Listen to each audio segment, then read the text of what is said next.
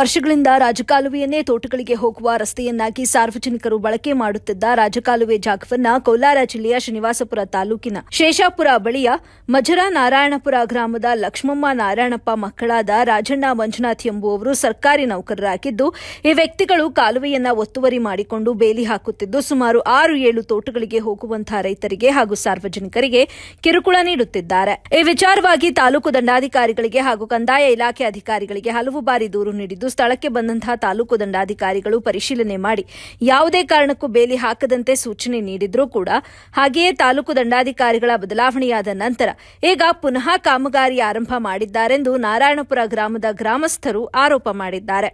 ರಾಜಕಾಲುವೆಯನ್ನೇ ಕಬಳಿಕೆ ಮಾಡುತ್ತಿದ್ದಾರೆ, ಅದರ ಜತೆಗೆ ಸಾರ್ವಜನಿಕರಿಗೆ ಕಿರುಕುಳ ನೀಡುತ್ತಿದ್ದಾರೆ.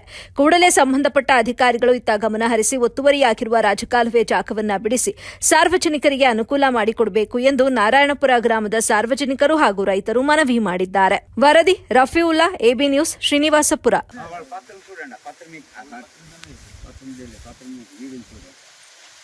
ನಮಸ್ಕಾರ ಸರ್. ನಮ್ಮ ನಾರಾಯಣಪುರ ಗ್ರಾಮ ಲಕ್ಷ್ಮೀಸಾಗರ ಪಂಚಾಯಿತಿ. ನಾವು ಶೇಷಾಪುರ ಮಧ್ಯನಾರಾಯಣಪುರದಲ್ಲಿ ವಾಸ ಮಾಡ್ತಾ ಇದ್ದೀವಿ. ನಾವು ಮೊದಲಿಂದನೂ ನಮ್ಮ ಮಾವವ್ರ ಕಾಲ, ಅವರಪ್ಪ ಅವ್ರ ಕಾಲದಿಂದನೂ ರೋಡಲ್ಲಿ ಇದು ಕೆರೆ ಕೊನೆಯಲ್ಲೇ ಓಡಾಡ್ತಾ ಇದ್ರಂತೆ. ಇವಾಗ ಅವ್ರು ಬಂದು ಪಕ್ಕದ ಜಮೀನವರು ನಮ್ಗೆ ಅಡ್ಡಿ ಆಗ್ತಾ ಇದ್ದಾರೆ. ನಾವು ಹೋದ್ರೆ ದೌರ್ಜನ್ಯ ಮಾಡ್ತಾ ಇದ್ದಾರೆ. ಯಾರು ಎಷ್ಟು ಜನ ಕಂಪ್ಲೇಂಟ್ ಕೊಟ್ಟರು ಅವ್ರು ಏನು ಮಾಡ್ತಾ ಇಲ್ಲ ಸರ್.